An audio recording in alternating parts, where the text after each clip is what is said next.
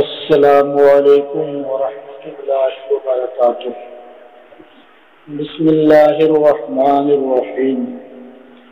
وعن طلحة بن عبید اللہ قال جاء رجل الى رسول اللہ صلی اللہ علیہ وسلم من اہل نجد سائر الراس نسمع طبیع صوته ولا نفقه ما يقول۔ حضرت طلحہ ابن عبید اللہ سے روایت ہے، انہوں نے فرمایا کہ اہل نجد سے ایک مرد اللہ کے رسول صلی اللہ علیہ وسلم کے پاس آیا، سائر الراس اس حال میں کہ پراگندہ بال، یعنی اس کا سر پراگندہ تھا، اس کے بال بکھرے ہوئے تھے۔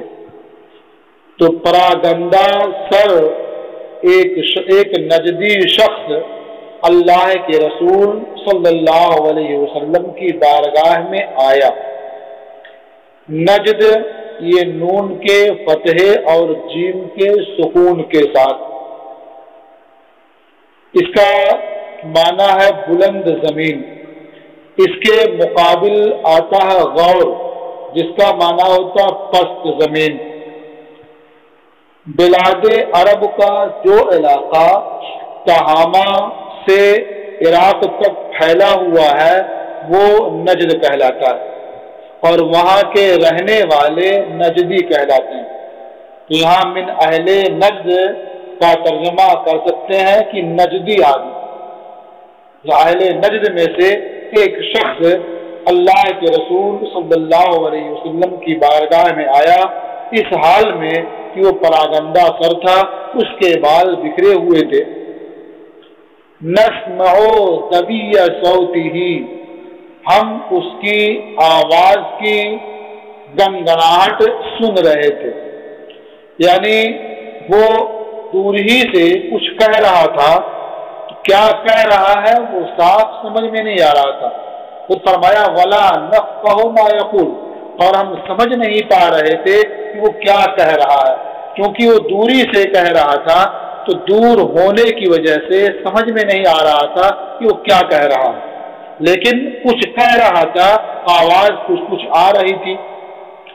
اصل تبیین کہتے ہیں ایسی آواز کو جو سمجھ میں نہ آئے، جیسے گھنٹی بجائی جاتی ہے تو اس میں آواز تو آتی ہے لیکن کیا ہے یہ سمجھ میں نہیں آتا ہے، تو ایسے ہی اسے گنگناہٹ کہہ سکتے ہیں۔ تو ہم اس نجدی شخص کی آواز کی گنگناہٹ سن رہے تھے اور سمجھ نہیں پا رہے تھے کہ وہ کیا کہہ رہا ہے۔ حتی دنا من رسول اللہ صلی اللہ علیہ وسلم، یہاں تک کہ وہ شخص اللہ کے رسول صلی اللہ علیہ وسلم کے قریب ہوا۔ فَإِذَا هُوَ يَسْأَلُ عَنِ الْإِسْلَامِ، اذا یہ مفاجات کے لیے ہے، تو اچانک وہ اسلام کے بارے میں دریافت کر رہا، یعنی ہمیں معلوم ہوا کہ وہ آیا اور پہنچتے ہی اس نے اسلام کے بارے میں سوال کرنا شروع کر دیا۔ فقال رسول اللہ صلی اللہ علیہ وسلم 5 صلوات فی اليوم واللیلہ، تو اللہ کے رسول صلی اللہ علیہ وسلم نے ارشاد فرمایا کہ ایک دن اور ایک رات میں 5 نمازیں۔ اس جواب سے یہ سمجھ میں آتا ہے کہ وہ سائل اسلام کے بارے میں دریافت کر رہا تھا، اسلام کی حقیقت کے بارے میں نہیں، بلکہ اسلام کے جو فرائض ہیں، جو واجبات ہیں، ان کے بارے میں دریافت کرنا چاہ رہا تھا۔ اسی لیے اللہ کے رسول صلی اللہ علیہ وسلم نے شہادتین کا ذکر نہیں فرمایا، بلکہ جو دوسرے فرائض ہیں ان کا ذکر فرمایا، کیونکہ وہ تو کلمہ پڑھنے والا تھا ہی، تو اس کے ذکر کرنے کی کوئی حاجت نہیں تھی۔ فقال هل علی غیرهن، اس سائل نے پھر پوچھا کیا مجھ پر ان 5 نمازوں کے علاوہ بھی کوئی اور نماز ہے؟ فقال لا، الا ان تطوع، تو سرکار نے ارشاد فرمایا نہیں مگر یہ کہ تم نفل شروع کر دو. یہ تطوع ایک تا اس میں اور ہے، یعنی ان تطوع، تو دو تا جمع ہونے کی وجہ سے ایک کو حذف کر دیا گیا ہے جیسا کہ آپ حضرات کو معلوم ہے. تو اگر نفل شروع کر دیا ہے تو اسے پورا کرنا بھی ذمے میں لازم ہو جاتا ہے. تو نفل شروع کرو گے اسے بھی پورا کرنا ہوگا، اور نہیں شروع کیا ہے تو صرف یہی 5 نمازیں ہیں، ایک دن اور ایک رات.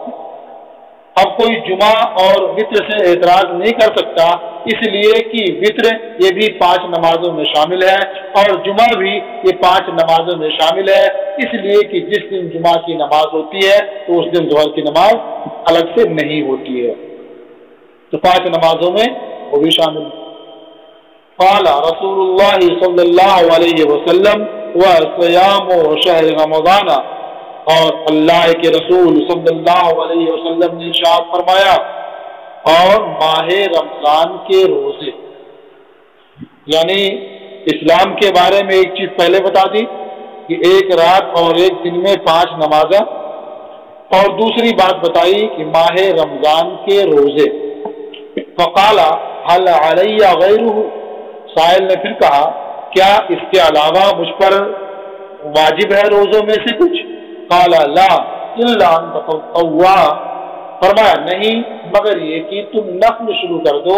نفل روزہ اگر شروع کر دیا ہے پھر اسے پورا کرنا تم پر لازم ہوگا، اس لیے کہ اللہ تعالیٰ کا ارشاد ہے کہ اپنے اعمال کو باطل نہ کرو. تو پورا کرو گے تو اسے پورا شروع کر دو گے تو پورا کرنا اسے لازم ہوگا.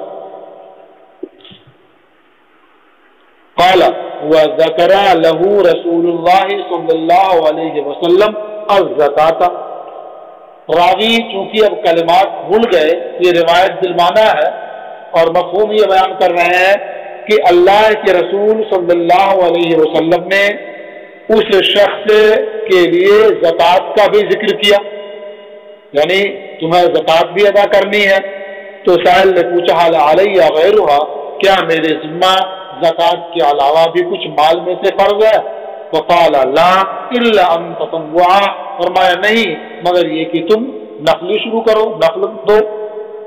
قال فادبر الرجل وهو يقول، اس حدیث کے جو راوی ہیں حضرت طلحہ ابن عبید اللہ، وہ فرماتے ہیں کہ یہ سب پوچھ کر کے وہ شخص واپس مڑا. فادبر الرجل یعنی اس مرد نے پیٹھ گھمائی اور واپس مڑا، جانے لگا. وهو يقول، اور وہ جاتے جاتے کہہ رہا تھا واللہ لا ازید علی هذا ولا انقص منه، بخدا میں اس پر اضافہ نہیں کروں گا اور اس میں سے کمی نہیں کروں گا. تو اس پر اضافہ نہیں کروں گا اور کمی نہیں کروں گا، اس تعلق سے کل کے سبق میں آپ نے وضاحت سن لی ہے اور پورا پڑھ لیا ہے کہ اپنی طرف سے میں سوال میں اضافہ نہیں کروں گا یا پوچھنے میں کوئی کمی نہیں کروں گا، یا میں اپنی طرف سے کسی فرض میں اضافہ نہیں کروں گا اور اپنی طرف سے کسی فرض میں کمی نہیں کروں گا. یا یہ کہ وہ نمائندہ تھا، اس نے کہا کہ میں پیغام پہنچانے میں اور جو لوگ یہاں نہیں آئے ہیں ان تک اس کی تبلیغ کرنے میں کچھ اپنی طرف سے اضافہ نہیں کروں گا، کچھ کمی نہیں کروں گا.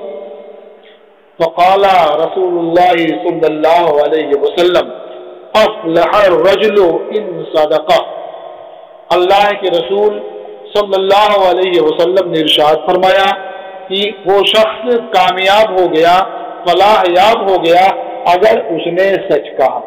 تو ان شرطیہ ہو گیا، اگر اس نے سچ کہا کہ میں اس میں کچھ زیادہ اور کچھ کم نہیں کروں گا تو وہ شخص فلاح پا گیا، کامیاب ہو گیا. تو یہ تو بالکل ظاہر ہے کہ اگر سچ کہہ رہا تو ٹھیک ہے اور اس کے خلاف کرے گا تو فلاح کیوں کر پائے گا. لیکن بعض روایتوں میں ان صدقہ کے بجائے ان صدقہ ہے، یعنی یہ ان الف حمزہ کے فتح کے ساتھ، اور صورت کیا ہے افلح الرجل لان صدقہ، لان صدقہ یعنی لصدقہ، یعنی وہ شخص فلاح یاب ہو گیا، کامیاب ہو گیا اپنے سچ بولنے کی وجہ سے. یعنی اللہ کے رسول صلی اللہ علیہ وسلم نے اسے بھی فلاح کی خوشخبری دے دی سچ بولنے کی وجہ سے. یعنی وہ جو کہہ رہا تھا کہ میں اس میں کچھ زیادہ نہیں کروں گا، کچھ کمی نہیں کروں گا، تو بالکل سچ کہہ رہا تھا، صحیح بول رہا تھا، اس لیے اللہ کے رسول نے فرمایا افلح الرجل، وہ شخص فلاح ہو گیا، کامیاب ہو گیا سچ بولنے کی وجہ سے۔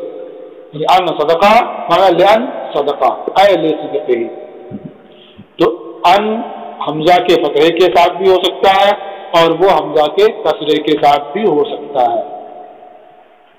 متفق علیہ، یہ حدیث متفق علیہ۔ اب یہ ہے کہ انہیں کسرے کے ساتھ پڑھیں گے تو ایک شبہ یہ رہ جائے گا کہ اسی مضمون کی حدیث اس سے پہلے یہ آپ نے پڑھ لی ہے جو حضرت ابو ہریرہ سے مروی ہے، تو وہاں اللہ کے رسول نے صاف صاف فرمایا تھا من سرہ ان ينظر الى رجل من اہل الجنہ فلینظر الى هذا، وہاں کسی طرح کی شرط اور کسی قید کا ذکر نہیں تھا، بلکہ صاف یہ تھا جسے جنتی مرد کو دیکھنے سے خوشی ہو وہ چاہیے کہ اس شخص کو دیکھ لے، یعنی یہ شخص جنتی ہے۔ اور یہاں ان پڑھا جائے گا تو وہ شرط کے ساتھ معلق ہو گیا، اگر اس نے سچ کہا تو فلاح ہوگا ورنہ فلاح نہیں ہوگا۔ تو یہ شبہ ہو سکتا ہے، اس کا جواب یہ ہے کہ یہاں سرکار نے اس وقت ارشاد فرمایا تھا کہ جب وہ قریبی تابعی مڑا ہی تھا تو آپ نے ارشاد فرمایا تھا ان شرطیہ کے ساتھ، تاکہ ایسا نہ ہو کہ یہ شخص یہ سن لے کہ وہ جنتی ہے اور فلاح یاب ہے، اسی میں مگن نہ ہو جائے اور عمل کرنے میں کوتاہی کرے یا اسے ترک کر دے۔ اس لیے شرط کے ساتھ کہا کہ اگر وہ اسے بجا لاتا ہے، اس میں وہ سچا ہے تو فلاح یاب ہو جائے گا۔ اور پہلی والی حدیث میں جو فرمایا تھا وہ چونکہ مڑ چکا تھا، دور جا چکا تھا، تو وہاں اس کا اندیشہ نہیں تھا، اس لیے آپ نے صاف صاف اس کے بارے میں صحابہ سے فرما دیا تھا۔ وعن ابن عباس رضی اللہ عنہما قال، اور حضرت ابن عباس رضی اللہ تعالی عنہما سے روایت ہے، انہوں نے فرمایا ان وفد عبد القیس لما اتوا النبی صلی اللہ علیہ وسلم، حضرت عبداللہ ابن عباس رضی اللہ تعالی عنہما سے روایت ہے، انہوں نے فرمایا کہ عبد القیس کا وفد جب نبی کریم صلی اللہ تعالی علیہ وسلم کی بارگاہ میں آیا، وفد یہ وافد کی جمع ہے، وفد اس جماعت کو کہتے ہیں جو کسی قبیلے، کسی جماعت، کسی قوم کی نمائندگی کے لیے کسی بادشاہ یا امیر یا اہل منصب کے پاس جاتی ہے، تو اس جماعت کو وفد سے تعبیر کیا جاتا ہے، کیونکہ اس کا جو مسئلہ ہوتا ہے وہ صرف جانے والوں کا نہیں ہوتا ہے، بلکہ ان کے پیچھے پوری ایک قوم ہوتی ہے، پورا ایک قبیلہ ہوتا ہے یا پوری ایک آبادی ہوتی ہے، تو اسے کہتے ہیں وفد، یہ وافد کی جمع ہے۔ تو ایسے عبد القیس کا وفد، یہ عبد القیس یہ قبیلے کا باپ ہے، ابو القبیلہ ہے، اسی لیے اس کی طرف یہ نسبت کی گئی۔ عبد القیس کا وفد جب نبی کریم صلی اللہ تعالی علیہ وسلم کی بارگاہ میں آیا، قال رسول اللہ صلی اللہ علیہ وسلم من القوم، یہاں دھیان دیجیے گا من القوم لکھا ہوا ہے، میم پر زیر اور نون پر زبر، اور یہ صحیح کیا ہے من القوم، یعنی من جو استفہام کے لیے آتا ہے۔ اللہ کے رسول صلی اللہ علیہ وسلم نے ارشاد فرمایا من القوم، یہ کون سی قوم ہے؟ جو قوم آئی ہے، جو جماعت آئی ہے، اس کا تعلق کس قوم سے ہے؟ کون سی قوم ہے؟ راوی کو شک ہے کہ سرکار نے من القوم فرمایا تھا یا من الوفد فرمایا تھا، تو اگر فرمایا ہو من الوفد مانا کیا ہوا؟ یہ کون سا وفد ہے، کون سی جماعت آئی ہے؟ قالو ربیعہ، وہ بولے ہم قبیلہ ربیعہ سے تعلق رکھتے ہیں، ہم قبیلہ ربیعہ کے ہیں، یعنی یہ وفد جو ہے ربیعہ کا ہے، یہ اسی قوم سے یہ جماعت آئی ہوئی ہے۔ قالو ربیعہ اے نحنو ربیعہ، بولے ہم قبیلہ ربیعہ سے۔ قال مرحبا بالقوم او بالوفد، سرکار نے ارشاد فرمایا کہ اس قوم یا وفد کو خوش آمدید. یعنی راوی کو وہی شک ہے کہ سرکار نے قوم فرمایا تھا یا وقت فرمایا تھا، اس لیے یہاں بھی دونوں کلمہ ذکر کر دیا. یہ روایت کی جانب سے غایت احتیاط ہے. مفہوم دونوں کا ایک ہے، لیکن غایت احتیاط ہے کہ سرکار نے کون سا کلمہ ارشاد فرمایا تھا. اگر یقین کے ساتھ یاد ہے اسے ذکر کر دیا، اور اگر یقین نہیں رہا شک ہو گیا تو دونوں کلمہ ذکر کر دیا. تو سرکار نے فرمایا کہ قوم یا وفد کو خوش آمدید. مرحباً، یہ الرحب کا معنی ہوتا ہے کشادہ مکان. تو مرحباً یہ منصوب ہوتا ہے، معنی کیا ہے؟ اصاب الوفد مرحباً، یعنی یہ وفد کشادہ مکان میں پہنچا. تو یہ فارسی میں خوش آمدید کہتے ہیں اسی کو، استقبال کے لیے اس کلمے کا استعمال ہوتا ہے. تو قوم یا وفد کو خوش آمدید یعنی اچھے آئے، کشادہ مکان میں آئے، اپنوں میں آئے، غیر خزایا ولا ندامہ. خزایا یہ خزیان کی جمع ہے اور ندامہ یہ ندمان کی جمع ہے. خزیان کا معنی رسوا ہونے والا، ندمان کا معنی شرمندہ ہونے والا. تو غیر خزایا یعنی اس حال میں آئے کہ نہ رسوا ہے اور نہ شرمندہ ہے. قالوا یا رسول اللہ انا لا نستطيع ان نأتيك الا في الشهر الحرام. انہوں نے عرض کیا، اے اللہ کے رسول، ہم آپ کے پاس آنے کی طاقت نہیں رکھتے مگر شہر حرام میں، یعنی حرمت والے مہینے میں. یہ حرمت والا مہینہ کیا ہے؟ یہ اشہر حرم کہتے ہیں حرمت والے مہینوں کو. یہ 4 مہینے ہیں، ذوالقعدہ، ذوالحجہ، محرم، یہ تینوں ترتیب سے ہیں، اور اس کے بعد ایک مہینہ ہے رجب کا. یہ 4 مہینے حرمت والے مہینے کہلاتے ہیں. ان مہینوں کا احترام دور جاہلیت میں بھی ہوتا تھا، اور جن حضرات نے اسلام قبول نہیں کیا تھا وہ بھی اس کا احترام کیا کرتے تھے. یعنی کفار بھی ان مہینوں کا احترام کرتے تھے. تو اس جماعت نے یہ کہا، یا رسول اللہ، ہم آپ کے پاس اس حرمت والے مہینے میں ہی آنے کی طاقت رکھتے ہیں اور مہینوں میں نہیں آ سکتے. کیوں؟ تو وَبَيْنَنَا وَبَيْنَكَ هَذَا الْحَيُّ مِنْ كُفَّارِ مُضَرَّ، اس لیے کہ ہمارے اور آپ کے درمیان کفار مضر کا یہ قبیلہ آباد ہے. یعنی مضر یہ قبیلہ ہے، مضر یہ بڑا قبیلہ ہوا، حی اسی کا ایک حصہ ہے.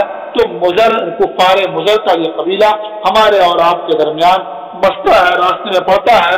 اور مہینے میں ہم آئیں گے تو ان سے اختلاف ہو سکتا ہے، لڑائی ہو سکتی ہے، اس لیے ہم صرف حرمت والے مہینے میں ہی اطمینان سے آپ کے پاس حاضر ہو سکتے ہیں. فَمُرْنَا بِأَمْرٍ فَصْلٍ، فصل بمعنی فاصل. تو انہوں نے عرض کیا، یا رسول اللہ فَمُرْنَا بِأَمْرٍ فَصْلٍ، تو آپ ہمیں کسی ایسے امر کا حکم دیں جو حق اور باطل کے درمیان فصل کرنے والا ہو. ایسے امر کا ہمیں حکم دیں. نخبر بہ من وراءنا، ہم اس کی خبر ان لوگوں کو بھی کر دیں جو ہمارے پیچھے ہیں، جو یہاں نہیں آ سکے ہیں، ہم ان کے نمائندہ بن کر کے آئے ہیں، یہ بات ہم ان تک بھی پہنچا دیں. وَنَدْخُلُ بِهِ الْجَنَّةَ، اور ہم سب اس کی وجہ سے جنت میں داخل ہو جائیں. وَسَأَلُوهُ عَنِ الْأَشْرِبَةِ، اور انہوں نے اشربا کے بارے میں بھی سرکار سے دریافت کیا، یعنی ان ظروف کے بارے میں دریافت کیا جن ظروف میں وہ پانی رکھتے تھے یا نبیذ وغیرہ رکھتے تھے یا مشروبات رکھتے تھے، ان ظروف کے بارے میں بھی سوال کیا. فَأَمَرَهُمْ بِأَرْبَعٍ وَنَهَاهُمْ عَنْ أَرْبَعٍ، تو اللہ کے رسول صلی اللہ علیہ وسلم نے انہیں 4 چیزوں کا حکم دیا، وَنَهَاهُمْ عَنْ أَرْبَعٍ، اور انہیں 4 چیزوں سے منع فرمایا. أَمَرَهُمْ بِالْإِيمَانِ بِاللَّهِ وَحْدَهُ، اللہ کے رسول نے انہیں صرف اللہ پر ایمان لانے کا حکم دیا، وہ وحدہ یکتا ہے، اللہ پر ایمان کا حکم دیا، وہ یکتا ہے، تنہا ہے۔ قال اتدرون مل ایمان باللہ وحدہ، سرکار نے ارشاد فرمایا کیا تمہیں پتہ ہے، کیا تم جانتے ہو کہ ایک اللہ پر ایمان لانا کیا ہے؟ اللہ وحدہ لا شریک پر ایمان لانا کیا ہے؟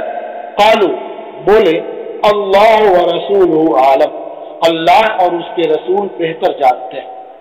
قال، سرکار نے ارشاد فرمایا شہادت ان لا الہ الا اللہ وان محمد رسول اللہ، اس بات کی شہادت دینا کہ اللہ کے سوا کوئی معبود نہیں ہے اور محمد اللہ کے رسول ہیں صلی اللہ علیہ وسلم۔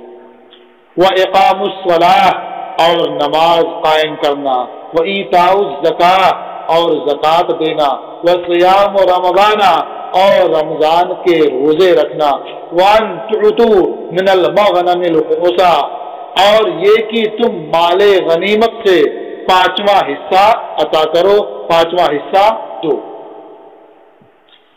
تو یہاں چار چیزوں کا حکم دیا تھا، اب اگر آپ شمار کریں تو پانچ چیزیں معلوم ہوں گی۔ ایک تو کلمہ طیبہ پڑھنا، دوسرے نماز قائم کرنا، تیسرے زکوٰۃ دینا، چوتھے رمضان کے روزے رکھنا، اور پانچواں حکم ہوا مال غنیمت سے پانچواں حصہ دینا۔ یہ پانچ ہو گئے، حالانکہ آپ نے حکم دیا تھا چار چیزوں کا، تو بیان میں تو پانچ ہو گئے۔ تو اس کا جواب یہ دیا گیا کہ جو چار چیزیں شروع میں بیان فرمائی ہیں وہ چار چیزوں کا حکم دیا، اور وَأَن تُؤْتُوا مِنَ الْمَغْنَمِ الْخُمُسَ، یہ ان چار کے علاوہ اضافی طور پر ایک چیز کا حکم دے دیا تھا، اس لیے کہ وہ ان کے حال کے مناسب تھا، یعنی وہ کفار مضر ان کے درمیان واقع تھے، رہتے تھے، تو ان سے لڑائی کی نوبت آ سکتی تھی، تو مال غنیمت کا جو حصول ہوگا اس کا کیا حساب کتاب ہوگا اس کے بارے میں بھی ان سے بیان فرما دیا۔ اور مقصود بالذات جو شروع کی چار چیزیں ہیں وہ بیان کرنا ہے، وہی بتانا ہے، یہ اس کا ایک جواب ہو گیا۔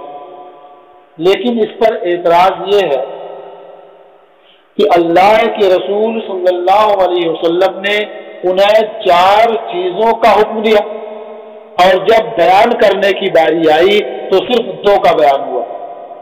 کیسے؟ ابھی تو پانچ ہو گیا تھا، دو کیسے ہو گیا؟ کیسے وہ دو اس طور پر ہو رہا ہے کہ خود اس روایت میں امرہم بالایمان باللہ وحدہ، یعنی اللہ وحدہ لا شریک پر ایمان لانے کا حکم دیا، اور یہ باقی جو چار چیزیں ہیں یہ تو اسی ایمان باللہ وحدہ کی تشریح ہے۔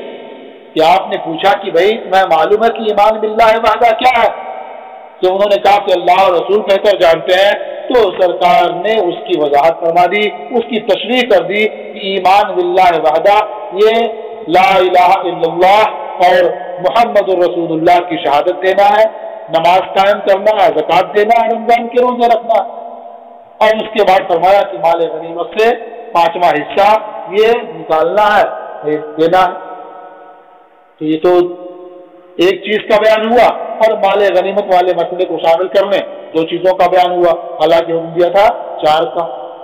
ایک بات دوسرے نے کہ اگر یہ مراد لے چار بجائے چار کے وہ پانچ ہو جا رہے ہیں، یعنی اگر یہ کہا جائے کہ جو تفصیل کی ہے وہی مراد ہے تو اپنی گننے میں چار نہیں بلکہ پانچ ہو جائیں گے۔ اس طرح سے دو اعتراض ہوئے۔ تو پہلے اعتراض کا جواب یہ ہے کہ ایمان باللہ جو سرکار نے فرمایا تھا وہ اجمالی طور پر تھا، اور یہ اسی کی تفصیل چار چیزیں تھیں جو آپ نے بیان فرمائی، اور انہی چار چیزوں کا حکم اللہ کے رسول نے دیا تھا، یہ اسی کی تفصیل ہے، اور پہلے اجمالی طور پر ایمان باللہ سرکار نے فرمایا تھا، اور اسی اجمال کی یہ تفصیل ہے۔ تو اس طرح سے اب چار ہی چیز ہوئی، شہادت اور نماز قائم کرنا، زکوٰۃ دینا، رمضان کے روزے رکھنا۔ تو پھر اس سوال ہوا کہ ایک تو اور بھی ہے مال غنیمت سے پانچواں حصہ دینا، تو پانچ ہو جا رہی ہیں۔ اس کا جواب یہ ہے کہ جو شہادت اللہ الہ الا اللہ وان محمد رسول اللہ ہے، یہ اس کا شمار نہیں ہے۔ کیوں اس کا شمار نہیں ہے؟ اس لیے کہ اس کا ذکر یہاں تبعاً ہوا، اصالتاً نہیں ہوا، اس لیے کہ وہ حضرات تو لا الہ الا اللہ اور محمد رسول اللہ یہ تو پڑھتے ہی تھے، کہتے ہی تھے، جبھی تو انہوں نے صاف صاف کہا اللہ رسول ہوا عالم، یہ چیز تو ظاہر تھی، یہ شہادت وہ دیتے ہی تھے۔ تو اس کے بعد جن 4 چیزوں کا حکم دیا وہ 4 چیزیں آگے سے شمار ہوں گی، نماز قائم کرنا، زکوٰۃ دینا، رمضان کے روزے رکھنا اور مال غنیمت سے 5واں حصہ دینا، کل 4 چیزیں۔ متفق علیہ، یہ حدیث متفق علیہ ہے، ولفظہ للبخاری، اور الفاظ جو ہے یہ صحیح بخاری کے ہیں۔ وَنَهَاهُمْ عَنْ أَرْبَعٍ، اور اللہ کے رسول صلی اللہ علیہ وسلم نے انہیں 4 چیزوں سے منع فرمایا، یعنی 4 چیزوں کا حکم دیا، اس کی تفصیل بیان کر دی گئی، اور انہیں 4 چیزوں سے منع فرمایا۔ وہ 4 چیزیں کون ہیں؟ کیونکہ اشرفہ کے بارے میں سوال کیا تھا تو اس کا تعلق اس سے ہے۔ انل حنتم والدباء والنقیر والمزفت۔ حنتم کا معنی ہے سبز کوزہ یا سبز گھڑا، تو سبز گھڑے یا سبز کوزے میں سبز کوزے کے استعمال سے منع فرما دیا۔ اور دبا، یہ کدو کی شکل کی سراہی ہوتی ہے، یا کہہ سکتے ہیں کہ یہ کدو ہے جسے برتن کے طور پر استعمال کرتے تھے، یعنی کدو کے اندر سے جو بیج وغیرہ ہوتی تھی وہ نکال دیتے تھے اور کچھ حصہ اور چھیل لیا کرتے تھے، اور باقی جو خالی حصہ ہو جاتا تھا اسے برتن کے طور پر یا جگ کے طور پر یا گلاس کے طور پر استعمال کرتے تھے۔ اور نقیر، نقیر یہ درخت کی جڑ سے بنے پیالے کو کہتے ہیں۔ ہوتا یہ تھا کہ کسی چھوٹے درخت کی جڑ قاعدے سے نکال لیتے تھے، نیچے سے اسے برابر کر لیتے تھے اور اوپر سے بیچ میں اسے کاٹ کر کے یا کھود کر کے نکال لیتے تھے اور گڈھا کر لیتے تھے اور کنارے کا حصہ باقی چھوڑ دیتے تھے، ویسے ہی تو ایک اچھا خاصا وہ بڑا پیالہ بن جاتا تھا۔ اب جس سائز کا انہیں پیالہ یا برتن درکار ہوتا اسی سائز کی جڑ وہ کہیں سے حاصل کرتے اور اس کے بعد کھود کر کے وہ پیالہ بنا لیا کرتے تھے، تو اسے نقیر کہا جاتا تھا۔ اور مزفت، مزفت یہ زفت سے بنا ہے۔ زفت کہتے ہیں تارکول جیسی ایک چیز ہوتی ہے جسے کشتی وغیرہ کے اوپر ملا کرتے تھے تاکہ پانی اس کے اندر نہ جائے یا پانی اس میں جذب نہ ہو، تو مزفت کہتے ہیں اس برتن کو یا اس گھڑے کو جس میں وہ زفت کو مل دیا گیا ہو، جو تارکول جیسی چیز ہوتی ہے اسے ہر طرف سے مل دیا گیا ہو، لگا دیا گیا ہو۔ تو یہ 4 طرح کے برتن ہوئے جن سے اللہ کے رسول صلی اللہ علیہ وسلم نے انہیں منع فرمایا۔ حنتم یعنی سبز کوزہ یا سبز گھڑا، اور دبا یعنی کدو جسے بطور برتن استعمال کر لیا کرتے تھے، اور نقیر یعنی درخت کی جڑ سے بنے ہوئے پیالے، اور مزفت یعنی وہ برتن جس کے اوپر سے زفت مل دیا گیا ہو، یہ تارکول جیسی شے مل دی گئی۔ ان 4 سے آپ نے منع فرمایا اور ارشاد فرمایا احفظوہن، انہیں یاد کر لو، محفوظ کر لو، وَأَخْبِرُوا بِهِنَّ مَنْ وَرَاءَكُمْ، اور اس کی اطلاع انہیں دے دو جو تمہارے پیچھے ہیں، یعنی جو یہاں نہیں آئے ہیں انہیں بھی اس کی اطلاع دے دو۔ اب یہ ہے کہ ان 4 ظروف سے منع کیا، یہ ممانعات ابتدائی اسلام میں تھی، پھر ممانعات یہ ختم ہو گئی۔ یہ ابتدائی اسلام میں ممانعات کی وجہ یہ تھی کہ نئے نئے اسلام میں داخل ہوئے تھے، شراب عموماً انہی برتنوں میں تیار کی جاتی تھی، تو اگر ان برتنوں کا استعمال کرتے تو شراب کی یاد آتی اور بہت ممکن تھا کہ وہ شراب پینے لگتے، اسی لیے انہیں ان برتنوں کے استعمال سے ہی منع کر دیا گیا تاکہ اس قسم کا شبہ ہی ختم ہو جائے اور وہ شراب نوشی کی طرف لوٹ کر کے نہ جائے۔ آپ اس میں بھی دیکھیں گے کہ حج کا ذکر نہیں کیا گیا ہے، تو اس کی وجہ وہی ہے جو کل کے سبق میں بیان کی گئی تھی کہ حج اس وقت فرض نہیں ہوا تھا، یعنی یہ وقت جو آیا تھا یہ سن 8 ہجری میں آیا تھا، اور حج جو فرض ہوا ہے وہ سن 9 ہجری میں فرض ہوا، اس لیے آپ نے اس میں حج کا ذکر نہیں فرمایا۔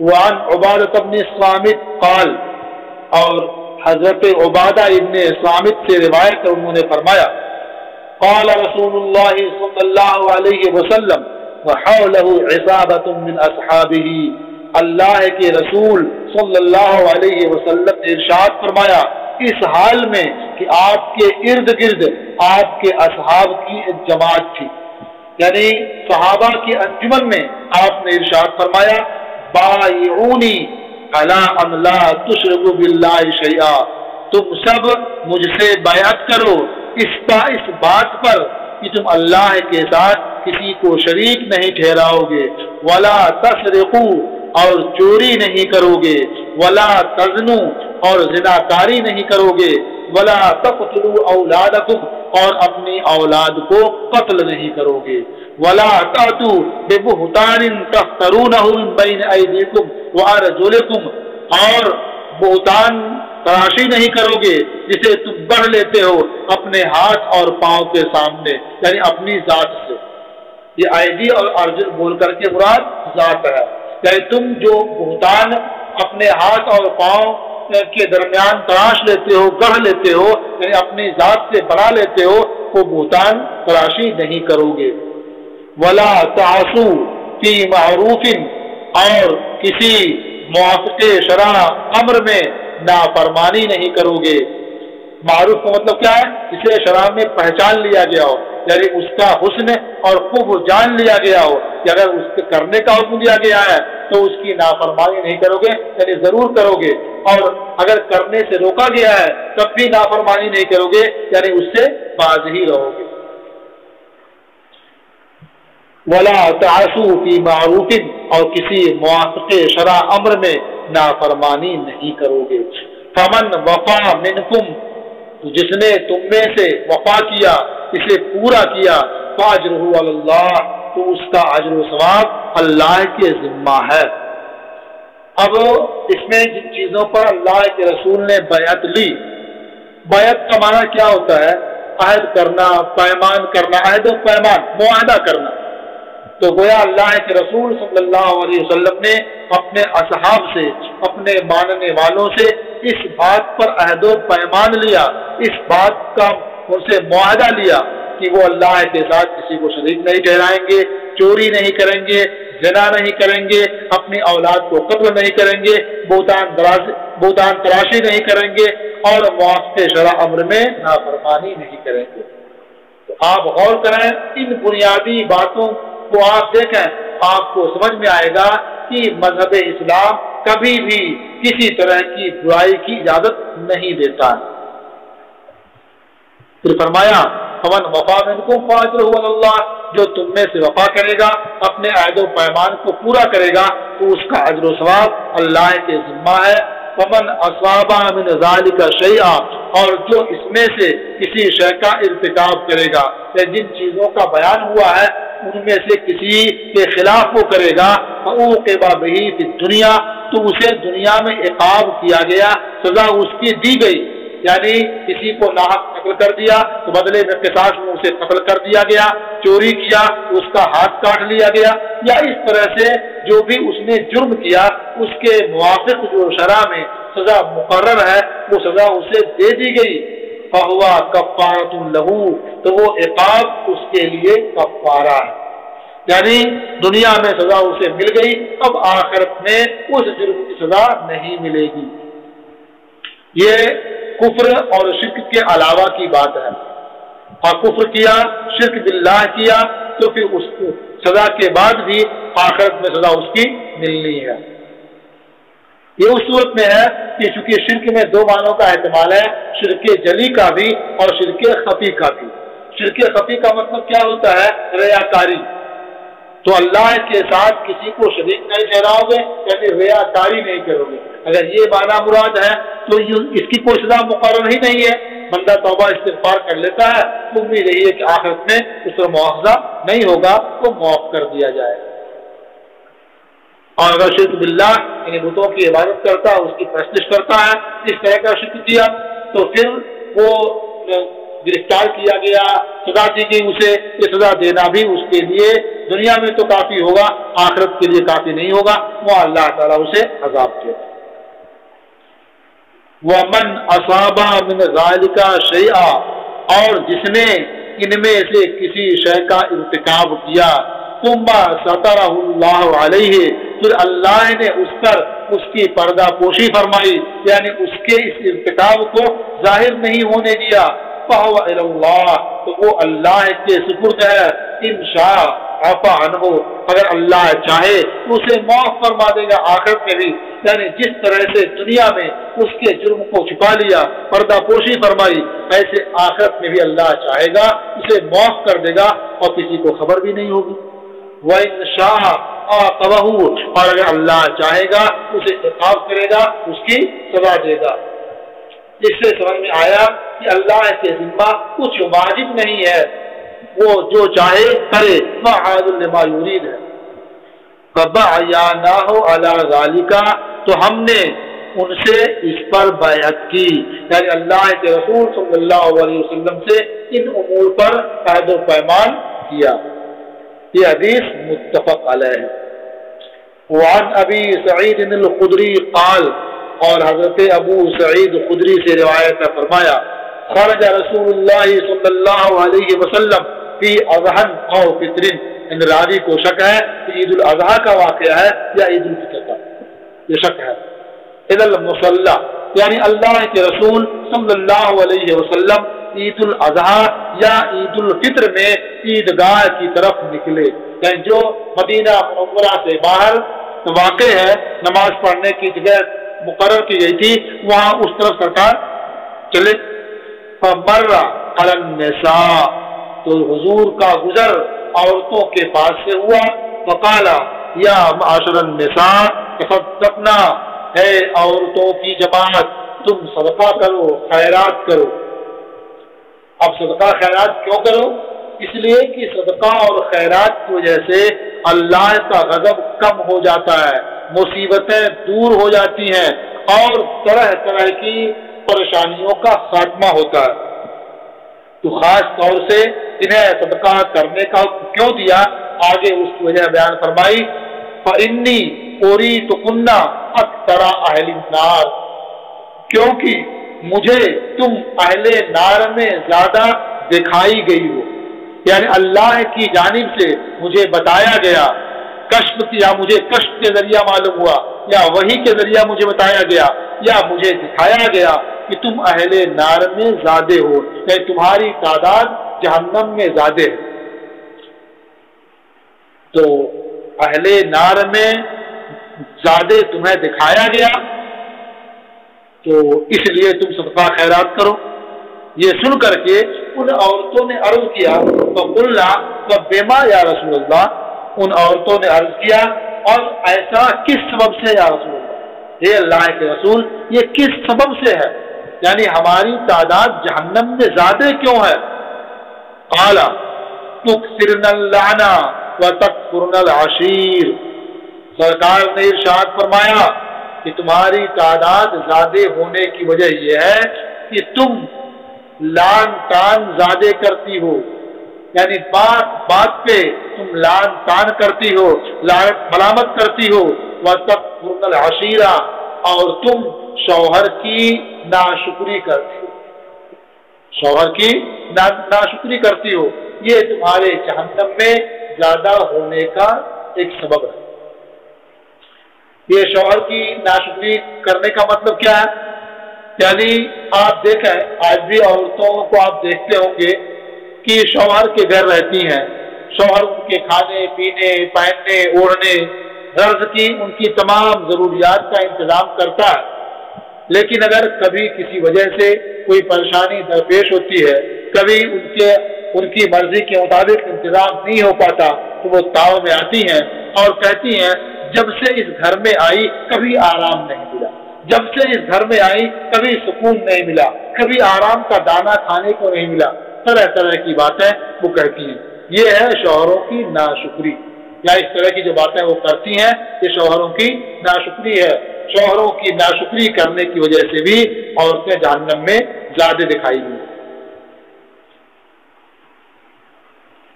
ماں، اور اس کے بعد سرکار نے ارشاد فرمایا ما رأیت من ناقصات عقل و دین اذهب للب الرجل الحازم من احداثن، میں نے عقل و دین میں ناقص کو نہیں دیکھا جو عقل مند مرد کی عقل کو تم میں کسی ایک سے زیادہ لے جانے والی، یعنی تمہارا حال یہ ہے کہ تم میں کوئی بھی کسی عقل مند مرد کی عقل کو لے جانے کے لیے کافی ہے، اس کی عقل کو برباد کرنے کے لیے کافی ہے، حالانکہ تم ناقصات عقل و دین میں سے ہو۔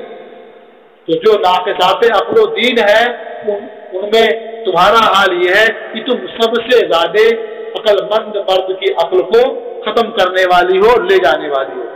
تو جب یہ عورتیں اپنے مکر کی وجہ سے، اپنے فریب کی وجہ سے عقل مند مرد کی عقل کو ختم کرنے والی ہیں، لے جانے والی ہیں، تو جو بیچارے ذرا کم عقل مرد ہیں ان کی عقل کیوں نہیں لے جائیں گے؟ آپ ان کے مکر و فریب کی داستانیں پڑھ سکتے ہیں، آپ کو معلوم ہوگا کہ جو باتیں شیطان سوچ بھی نہیں سکتا ہے عورتیں وہ کارنامے کر دکھاتی، یہ سب ہے ان کے جہنم میں زیادہ ہونے کی وجہ۔ قلنا، یہ سن کر کے ان عورتوں نے پوچھا وما نقصان دیننا وعقلنا یا رسول اللہ، یا رسول اللہ ہمارے دین اور ہماری عقل کا نقصان کیا ہے، یعنی ہمارے دین میں کمی کیا ہے، ہماری عقل میں کمی کیا ہے؟ ظاہر بات ہے یہ سوال تو مناسب ہی تھا، عورتیں تو مردوں کو انگلیوں پر نچاتی ہیں کہ بغیر عقل کے یہ کام تو ہونا نہیں ہے، تو پھر عقل میں کمی کہاں سے آ گئی؟ مردوں سے زیادہ وہ نمازیں پڑھتی دکھائی دیتی ہیں، اور اس زمانے میں کم از کم مردوں سے زیادہ روزہ تو رکھتی نظر آتی ہیں، تو دین کی کمی کیسے ہو گئی؟ قال، تو سرکار نے ارشاد فرمایا الیسا شہادت المرأۃ مثل نصف شہادت الرجل، سرکار نے فرمایا کیا عورت کی گواہی مرد کی گواہی کے نصف برابر نہیں ہے؟ یعنی ایک مرد کے برابر دو عورتوں کی گواہی ہوگی تب برابری ہوگی، تو ایک عورت کی گواہی ایک مرد کی گواہی کے آدھے کے برابر ہے، کیا ایسا نہیں ہے؟ قلنا بلا، انہوں نے کہا کیوں نہیں، ایسا ہی ہے۔ قال فذلک من نقصان عقلها، تو سرکار نے ارشاد فرمایا کہ یہ جو عورت کی گواہی مرد کی گواہی کے نصف برابر ہے یہ اس عورت کے عقل کے نقصان کی وجہ سے، فذلک من نقصان عقلها، یہ عورت کی عقل کے نقصان کی وجہ سے، کمی کی وجہ سے۔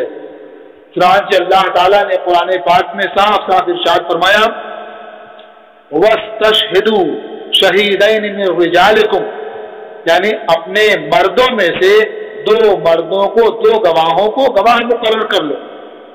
فَإِنْ لَمْ يَكُونَ رَجُلَيْنِ، تو اگر دو مرد نہ ہو، موقع پر دو مرد نہ ملیں، فَرَجُلٌ وَامْرَأَتَانِ، ایک مرد ہو اور دو عورتیں ہوں، مِمَّنْ تَرْضَوْنَ مِنَ الشُّهَدَاءِ، ان میں سے ان گواہوں سے تم راضی ہو اور خوش ہو۔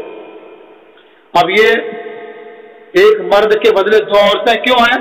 اس کی وجہ اللہ نے خود بیان فرمائی ان تضل احداہما وتذکر احداہما الاخری، کہ ان میں سے ایک بھول جائے تو ان میں ایک دوسری کو یاد دلا دے۔ تو معلوم ہوا کہ ان کے اندر بھولنے کی بات زیادہ ہوتی ہے، ان کی عقل کم ہوتی ہے، اس لیے اگر ان میں سے ایک بھول جائے گی دوسری اسے یاد دلا دے گی، اور گواہی اس طرح سے مل کر کے ایک مرد کی گواہی کے برابر ہو جائے۔ تو سرکار نے فرمایا کہ یہ عورت کے نقصان عقل کی وجہ سے ہے۔ قالا، تو سرکار نے ارشاد فرمایا الیسا اذا حاضت لم تصلی ولم تصم، کیا ایسا نہیں ہے کہ جب عورت حیض کی حالت میں ہوتی ہے تو نہ نماز پڑھتی ہے اور نہ روزے رکھتی ہے؟ قلنا بلا، عورتوں نے کہا کیوں نہیں، ایسا ہی ہے۔ قالا، سرکار نے ارشاد فرمایا ذالک من نقصان دینہا، یہ عورت کے نقصان دین کی وجہ سے ہے، اس کے دین میں کمی کی وجہ سے ہے۔ یعنی عورتوں کے لیے ان کی زندگی میں بہت سے مواقع ایسے آتے ہیں کہ وہ نماز نہیں پڑھ سکتی ہیں، روزہ نہیں رکھ سکتی ہے، لیکن مردوں کی زندگی میں ایسے مواقع طبعی طور پر نہیں آتے ہیں کہ وہ نماز نہ پڑھ سکیں اور روزہ نہ رکھ سکیں۔ متفق علیہ، یہ حدیث متفق علیہ ہے۔ وعن ابی ہریرہ قال، اور حضرت ابو ہریرہ سے روایت انہوں نے فرمایا، قال رسول اللہ صلی اللہ علیہ وسلم، اللہ کے رسول صلی اللہ علیہ وسلم نے ارشاد فرمایا کہ اللہ تعالی نے فرمایا، کذبنی ابن آدم ولم یکن لہ ذالک، ابن آدم نے میری تکذیب کی، مجھے جھٹلایا، حالانکہ اس کے لیے یہ مناسب نہیں تھا، اس کے لیے جائز نہیں تھا۔ وشتمنی ولم یکن لہ ذالک، اور اس نے مجھے گالی دی، اس نے مجھے برا کہا، حالانکہ اس کے لیے جائز نہیں تھا۔ اب ابن آدم نے اللہ تعالیٰ کو کیسے جھٹلایا اور کیسے برا کہا، اس کی وضاحت۔ فاما تکذیبہ ایایا وقولہ لن یعیدنی کما بدعنی، رہا ابن آدم کا مجھے جھٹلانا، تو ابن آدم کا یہ کہنا ہے کہ ہرگز اللہ مجھے دوبارہ اس طرح سے نہیں لوٹائے گا جس طرح سے پہلے پیدا کیا تھا، پہلے موجود کیا تھا۔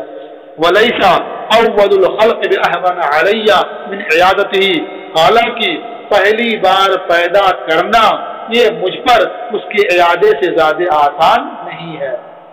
تو بندہ یہ تو مانتا ہے کہ اللہ نے انہیں پیدا کیا، لیکن اعادے کی بات نہیں مانتا ہے، اس کا انکار کرتا ہے، گویا یہ سمجھتا ہے کہ پہلی بار پیدا کرنا آسان ہے اور اعادہ کرنا اس سے مشکل ہوگا، حالانکہ پہلی بار پیدا کرنا اس کے اعادے سے کچھ آسان نہیں تھا کہ میں نے وہ کر لیا اور یہ نہیں کر سکتا۔ گویا جو بعد الموت کا انکار کرتے ہیں وہ اللہ تعالیٰ کو جھٹلاتے ہیں اس طرح سے، کیونکہ اللہ تعالیٰ نے فرمایا منہا خلقناکم وفیہا نعیدکم ومنہا نخرجکم تارۃ اخری، اللہ تعالیٰ نے فرمایا کہ ہم تمہارا نکالیں گے، تو اب وہ کہتا کہ یہ نہیں نکالے گا، وہ جھٹلا رہا وہ اللہ تعالیٰ کو۔ وہ اما شتمہ ایایا، اور رہا ابن آدم کا مجھے برا کہنا، گالی دینا، تو اس کا یہ کہنا ہے اتخذ اللہ ولدا، کہ اللہ نے بیٹا بنایا۔ یہ کہتے ہیں نا کہ عیسیٰ اللہ کے بیٹے ہیں۔ وَأَنَا الْأَحَدُ الصَّمَدُ الَّذِي لَمْ أَلِدْ وَلَمْ أُولَدْ، اور حال یہ ہے کہ میں یکتا ہوں، بے نیاز ہوں، نہ میں نے کسی کو پیدا کیا اور نہ مجھے پیدا کیا گیا، نہ میں نے کسی کو جنا اور نہ مجھے جنا گیا۔ وَلَمْ يَكُنْ لِي كُفُوًا أَحَدٌ، اور نہ ہی میرا کوئی ہمسر ہوا، نہ ہی میرا کوئی ہم پلہ ہوا۔ اور حضرت ابن عباس کی روایت میں ہے وَأَمَّا شَتْمُهُ إِيَّايَ، اور رہا ابن آدم کا مجھے برا کہنا، مجھے گالی دینا، تو ابن آدم کا میرے لیے لڑکا بیان کرنا ہے، یعنی میرے لڑکا ثابت کرنا ہے اور یہ کہنا ہے کہ میں نے لڑکا بنایا۔ وَسُبْحَانِي أَنْ أَتَّخِذَ صَاحِبَةً أَوْ وَلَدًا، اور میرے لیے پاکی ہے اس بات سے کہ میں بیوی بناؤں یا بیٹا بناؤں۔ تو اللہ تعالیٰ کے لیے بیوی یا بیٹا ثابت کرنا یہ اللہ تعالیٰ کو برا کہنا ہے، وہ یا اسے گالی دینا ہے۔ اللہ تعالیٰ ہم سب کو ان چیزوں سے محفوظ و مامون فرمائے۔ رواہ البخاری، امام بخاری نے اس کی روایت کی ہے۔ بس کسی پر موقوف آپ کا۔ السلام علیکم ورحمۃ اللہ تعالی وبرکاتہ۔